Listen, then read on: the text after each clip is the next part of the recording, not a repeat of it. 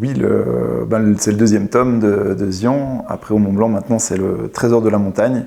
Et comme on peut le voir sur la couverture, Lise et Xian sont sur des cristaux magiques. Et trop heureux de faire ce deuxième tome avec Hervé et avec Guérin Paulsen. Et c'est vrai que les cristaux sont venus un peu naturellement, intuitivement, comme ça. C'est quelque chose qui reste assez magique, ça reste une quête.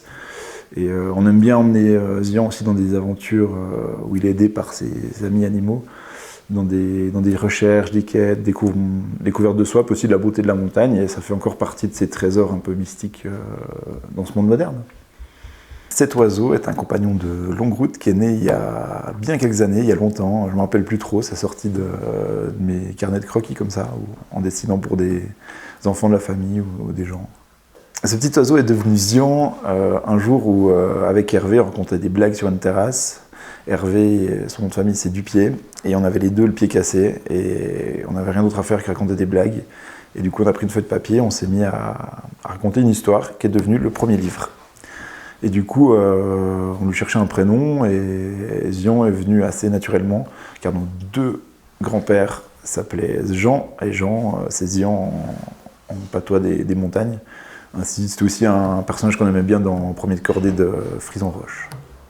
Le premier tome de Xian est né avec Hervé, et l'idée c'était un peu de projeter cet oiseau dans un monde de montagne qui n'était pas le sien à la base, vu que c'est un petit oiseau de terrasse qui vit au milieu d'un monde, enfin un monde qui est imaginaire ou pas, mais plein de lapins qui font du lapinisme, et on avait envie qu'il parte un peu dans une quête pour aller atteindre ses sommets à lui.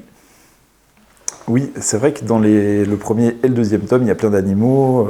Certains sont inspirés de nos amis ici à la Pénix, à Chamonix. Et un des animaux principaux, c'est Lise, qui est un lapin dans l'histoire, et qui guide Xian. Et Lise, c'est Lise Billon, c'est une amie qui est alpiniste, donc l'alpiniste.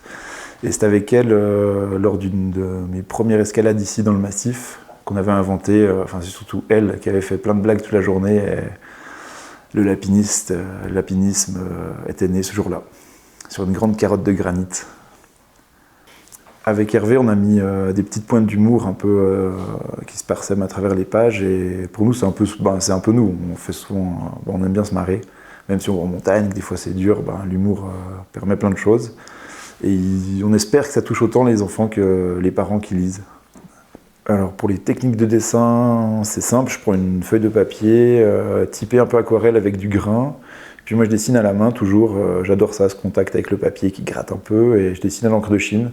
Donc je fais tous les originaux en noir-blanc, et ensuite je passe à la vectorisation, donc je les scanne en bonne définition, et puis je mets les couleurs ensuite avec des programmes à l'ordinateur. Donc je mixe un peu les techniques. Pour moi les dessinateurs et les auteurs de BD que je lisais quand j'étais gamin, c'était surtout Hugo Pratt, pour le côté aventure et son trait. Et puis il y avait aussi en Suisse, il y a toujours Cosset, avec les BD de Jonathan et À la recherche de Peter Pan, dans les montagnes suisses, que j'aime beaucoup. Et c'est ces albums-là. Après, il y a aussi plein d'autres albums, genre Titeuf, ce genre de choses, qui étaient assez drôles, ou Lévi Strandheim, ce genre de choses.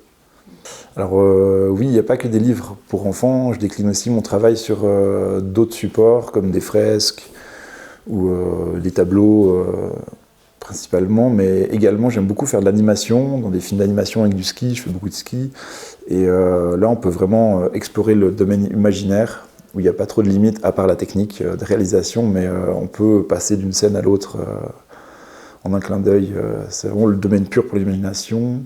Et d'ailleurs, dans ce dernier film, à la fin, c'est le rapport à Xian, c'est qu'on a décliné une gamme de ski pour enfants avec une marque de ski suisse, et dessus, il y a Xian qui est dessiné. C'est une collab en série limitée, et c'est assez chouette aussi. Je suis assez content de pouvoir faire cette transmission avec cette marque Faction à Verbier.